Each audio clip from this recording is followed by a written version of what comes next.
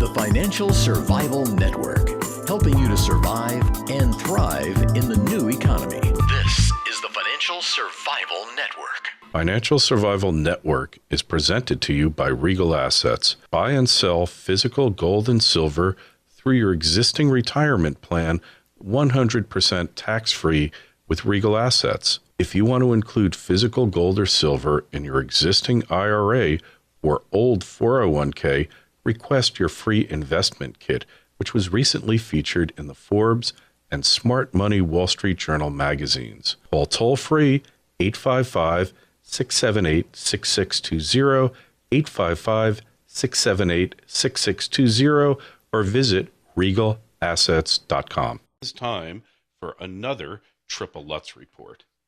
And I wanted to talk a bit about the election. As you know, we avoid political topics here as a rule, but when you're dealing with a presidential election and what people believe is so much riding upon it, how long can you really avoid it? I think you probably wanted to hear my views on it, and here it is. I don't believe from the day that Romney was nominated that he has been losing this election. I believe that he's been ahead of it the entire time, and that the polls, and this isn't an original thought, have been cooked. And I'll give you my reasons why I believe this in a moment. But what I want to emphasize is, well, personally, I prefer Romney because I find the current occupant of the White House to just be a venal, evil, and just revolting, disgusting person. At a purely personal level, this guy, hope and change? No. This guy is about socialism, collectivism, with no holds barred. He wants you to be a serf, a vassal of the state. Now, I'm not saying that Romney feels any differently about it, but I just find the current occupant to be the most objectionable president that we have ever had. And I want to relate a little story to you where I came to this view. Back when he was running for president, initially, a friend of mine and a business associate said, you know, by the way, I went to school with Obama. I was in Columbia and we connected there, and we were actually in a physics study group together. And then later on, when I was in Harvard Law, we connected again. And I checked out the dates. The dates appear to be correct. So I kind of believe him that he actually knows him personally. He had a fundraiser for the guy jointly with another Democratic fundraiser up on Park Avenue in Manhattan. And I really never contribute to political campaigns except local ones generally. Like, I contributed to the Westchester County executives race because our county exec there, Rob Astorino, a personal contact, personal friend. But in any event, I said, well, this is history in the making. At the time, Hillary and Obama were duking it out. Personally, I didn't think Obama had a chance, but first African American who had a serious shot at the presidency, I wanted to go look this guy in the eyes and check him out. And got there. We're all waiting for him. I was surprised how little security he had. He had 2 agents with him. They didn't check out the crowd or anything. And he just addressed us in a group with no teleprompter. And his stump speech to me was very uninspiring, very light on any specifics, light on any indication that he had knowledge about anything. And one thing he said about fixing health care, which made me believe that he knew absolutely nothing about the healthcare system, is that he said, the problem is we don't have enough general practitioners. We don't have enough internists. We have too many specialists. Now, that might or might not be true, but who's to determine what we have enough of? I think the market is probably a better determinant of specialists, the number of them, and generalists, than some pointy-headed bureaucrat in Washington. But it was obvious to me that he didn't see it this way at all. And there were no great insights into any of his proposed policies. And it struck me that he wasn't a deep thinker, that he wasn't this genius that everybody credited him with being, and that he was just like a regular guy. And physically, I'm 6'2". I was sure this guy's at least 2, maybe 3 inches shorter than me, with slouchy shoulders, and he was kind of skinny and, kind of like, how would I say, gangly. And I just wasn't impressed by him at all. And then he took questions which were obviously planted. I tried to ask a couple of questions to try to flesh him out, but one of which was, "Are you a friend of Israel?" And of course, I'm a friend of Israel. Blah blah blah. He goes into this whole thing, and I didn't believe a word of it. I didn't know if he was an enemy, but I just had a feeling that he was no great friend. And that's neither here nor there. I don't know that I'd base my vote on somebody's feelings towards Israel, but had he told the truth, that might have been pause for thought. And then other questions that were asked, they weren't really indicative of any thought. His big thing on Iran is a real problem. That was his insight there. He didn't say what he'd do about it, what should be done about Iran. He just said they're a big problem. Well, hey, thanks for that. Another thing was, and this was a tailored speech, is that he said that black fathers have to take more responsibility for their offspring. And God, if that had only happened in his case, he probably wouldn't be president right now. But in any event, it was a good point. I agreed with it, but I didn't feel that he was sincere in anything that he said. And understand, when I listen to a speech, when I listen to people speak about something important, I look for inconsistencies, I look for passion, and I look at their body language, and his body language was very disengaged. All in all, an unimpressive person. So we fast forward back here, it's 2012. Do I think that Romney's going to be able to stave off the inevitable collapse that's facing the United States? No, I don't think so. I think this thing has been engineered. It's been underway for a long time, whether it's deliberate or not.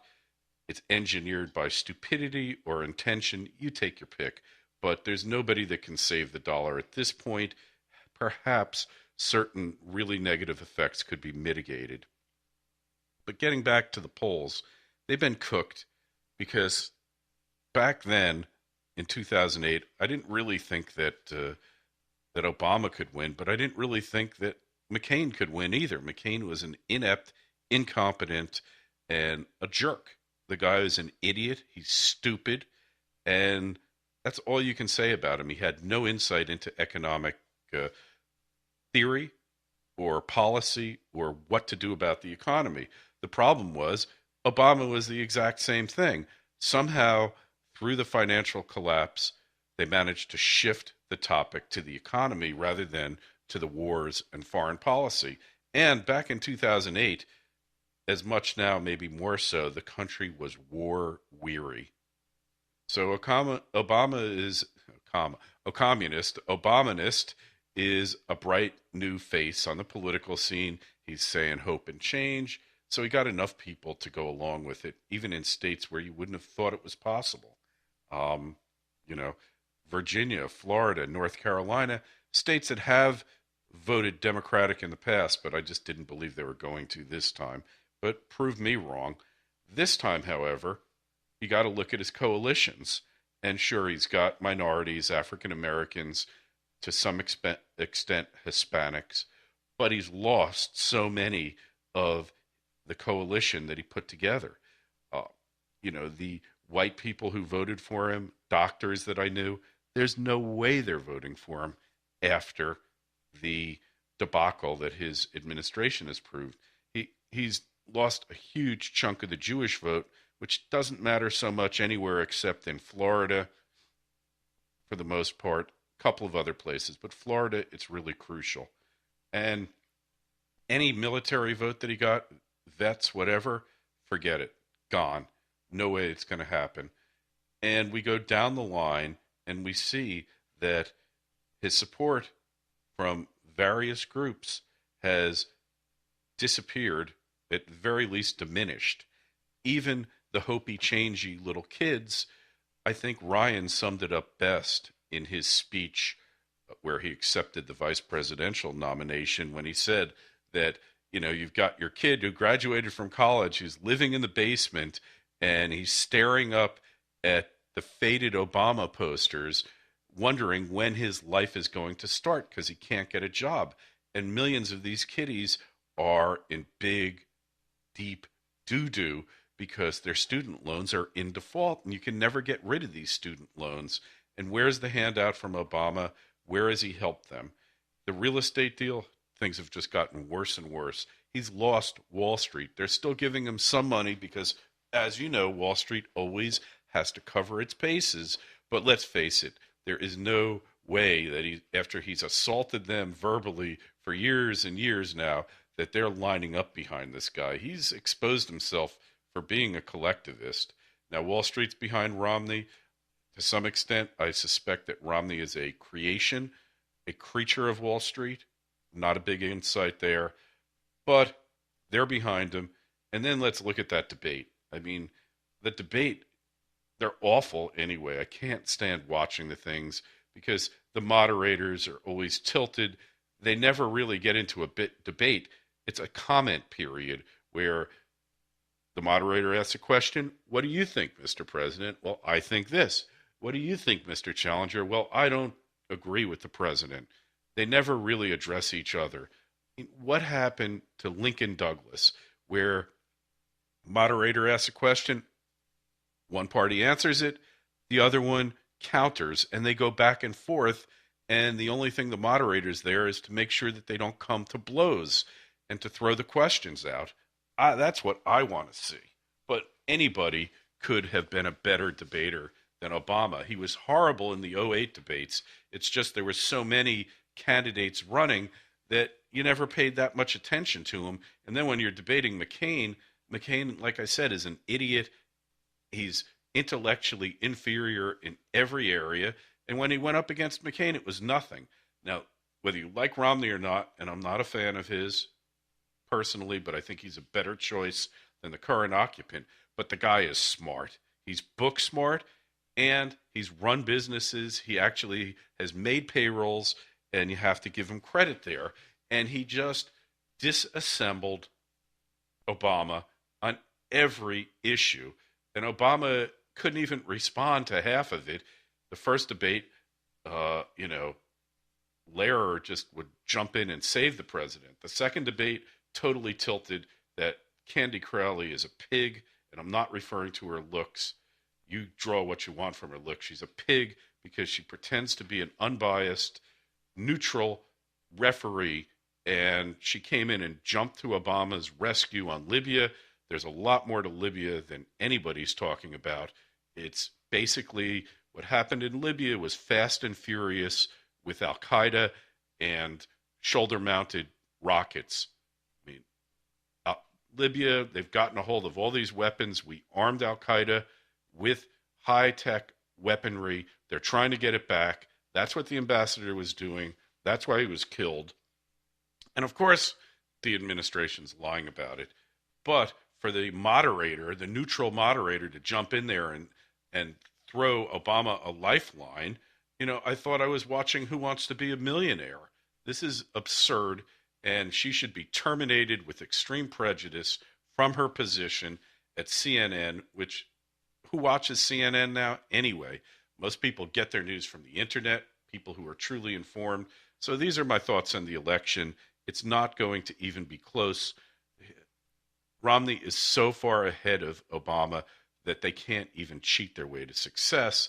That's why I've always been worried that a reason would be found to not have the election.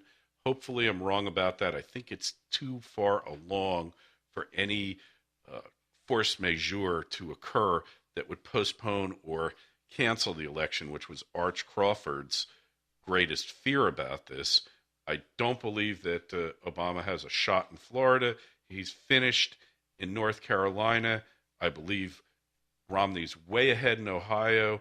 And once you start putting all the pieces together, he really doesn't have a chance. Supposedly, Penny Pritzker is helping raise $35 million to buy the Obamas a glorious retirement villa in Oahu in some fancy section, because obviously Obama's never made that much money in his life and is incapable of doing it, although I'm sure he'll get $100 million advance for his memoirs because somebody owes him something somewhere. So if it's true that they're already planning his retirement digs in Oahu, and that's where his presidential library is going to be, by the way, in Hawaii, not going to be in Chicago. And the rumors are that Mrs. Robinson, that's Michelle Obama's mother, is saying that they're never going back to Chicago. They're finished. Chicago served its purpose. It got Obama elected. That was what it was for, where he learned the essentials of community organizing. And he's going to fade off into the sunset and basically screw everybody, because the people that supported him, who have this collectivist agenda, they need him to win this term. And he's given up on them. He's pretty much given up on everybody who ever did anything for him. And he just, if you look at his mannerisms, he's hunched, mannerisms, I should say. He's hunched over. He has the look of a loser. And you can tell these things. McCain had the look of a loser, all right? Going back to elections, if you look at the pictures of the people before the election, their body language says it all. And in this case, you will look at Obama after the champagne has been sprayed, and you'll say, yep, he had loser written all over him. Because you got to understand, the only polls, aside from the election, that matter are the internal polls that are conducted by the campaigns. Those are the accurate ones. And Romney looks like a winner. Obama looks like a loser. Everybody in the campaign knows it, and that's the way it's going to be. I'll be surprised. I wouldn't say I've never been wrong about these things. I have on a couple of occasions, rarely, but I've been wrong about it. I could be wrong about this one, but the odds, the way they're lining up, it just seems to me that this thing is over. It's going to be Romney. And hey, this is Kerry Lutz. Been another Triple Lutz Report, episode 213, signing off.